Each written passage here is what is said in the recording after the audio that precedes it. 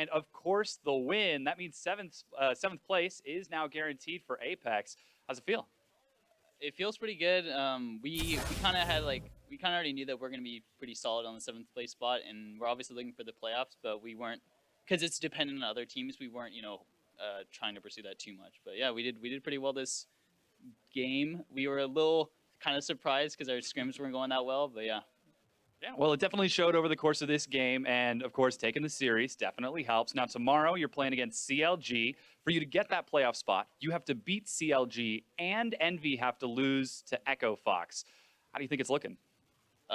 Because we beat TL, we're feeling pretty confident, I think, because CLG and TL are like around the same skill level in my opinion. And yeah, we'll do well tomorrow, I think, and yeah, we'll see what happens with Envy. Yeah, we'll certainly see, as that's the last game. They play after you, though. So I want to ask about you as a player. You've been playing for a long time now, about 3 years, and chasing after that playoff spot. What would that mean to you to be able to get that? The playoffs in general, I mean, I've obviously played on TIP, and we did well in we went into the playoffs as well, but just like as a team, I think it really means a lot for us to just be like the new LCS team that comes in and also just gets a playoff. So I think it would be really good for a team coming into the next season as well. Yeah, well, I mean, you're looking good so far. Can we look forward to seeing Apex next year going all the way to Worlds? I mean, okay, all the way to Worlds is a stretch, but yeah, we're looking pretty good. We obviously have a lot to improve on, but just being our first split, not even like a full season, just a first split, I think we're doing pretty well. Yeah, you certainly are. Well, Apollo, congratulations on the win. Thank you so much for chatting with me. We're going to toss it over to the analyst to break that down. Thank you very much, Dom, Apollo, and the rest of Apex keeping their playoff hopes alive. Of course, it does rely on Team Envy losing to Echo Fox tomorrow, but they're doing what they need to do, at least for now, to keep themselves in that race for the 6th slot in the playoff picture. Upset here against Team Liquid. Yeah, I mean, this is an unexpected result today. Definitely looking at the schedule for today, most of the matchups feel relatively one-sided, especially when you're coming into week 9 and it seems like we have the relative power of teams figured out.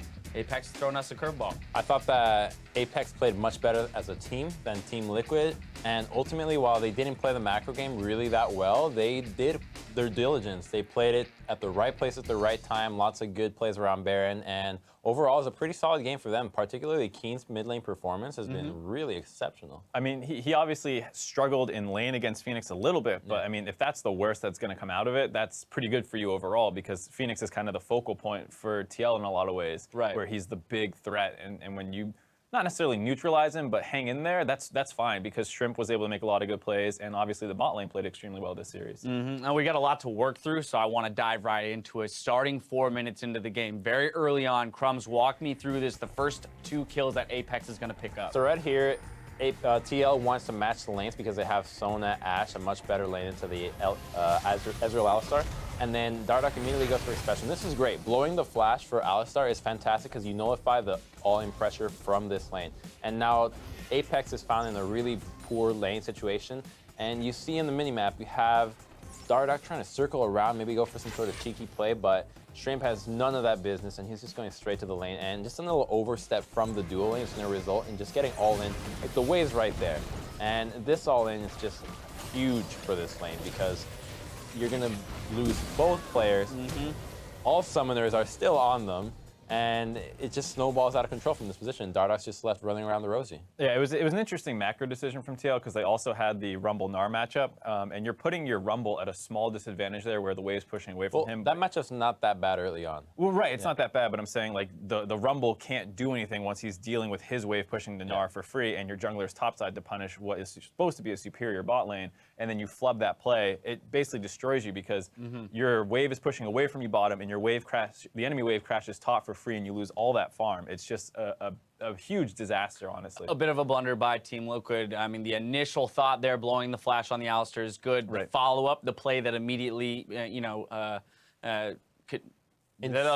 follow, there you go, that's a good word, yeah. follows that, is not quite there, right? Now we're going to jump ahead. We're going to move to 12 minutes into the game. This is a little bit of a misplay by Keen here in the mid lane, not respecting necessarily Phoenix's ability to all in. Right, and this is what comes to talking about their macro not being great. They have TP advantage here and control bot and mid. All they need to do is basically just control and you're fine, but Phoenix engages really heavily onto Keen, forces the flash and chunks him out. And once they lose mid priority and this TP, the situation that should have been a free blue and dragon and just general map control for Apex goes out the window. Well, the key thing is that TP is gonna make them feel like they really have to force something now. Ray's here at this time, and he's just gonna go in 1v3 and tries to get this kill. And even if that's not connected, it might have gotten the kill, but the whole point of it, it's overforced, and you see that Phoenix is able to collapse much faster as Keen is trying to get through the backside. He's healed a little bit, but overall, this is just a poor play from Apex of an over-forcing, which what should have ended up happening is just, okay,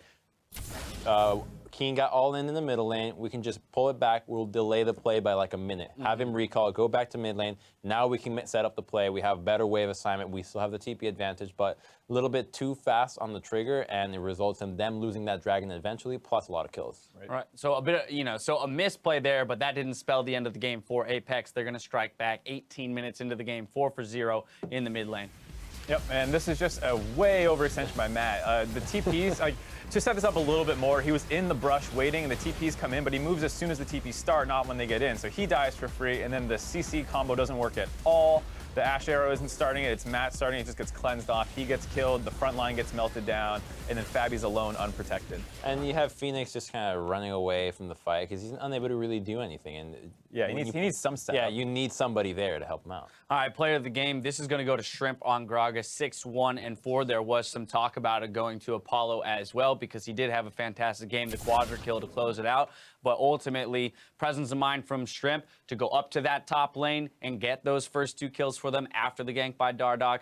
That kind of lane pressure and map awareness is the reason why he picks it up. He has some really clutch engages, and particularly we criticize Gragas for being able to flash body slam and then you blow your ulti before the auto attack. While he did that a couple of times, the amount of times he did it the correct way without getting that auto in was quite a bit, and it just shows prowess on Gragas. All right, well, that's going to do it for our series between Apex and Team Liquid. Stick around because after the break, Phoenix 1 takes aim at Immortals, hoping to find some of the same magic that helped them take down TSM. We'll see you soon.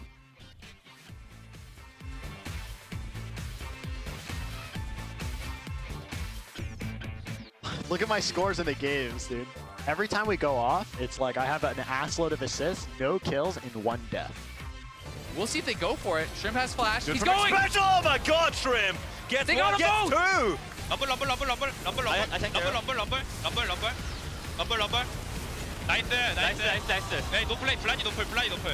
they're going! They're going in as well. Arrowland's in on Keen. He cleanses up, and the Sonar ulti gonna catch him. Keen still staying alive! Serves! Gets him a kill onto Matt, and there's a kill on the back line as well. Fabi just dives to the poison. Apollo trying to get Fabi, and they will get him.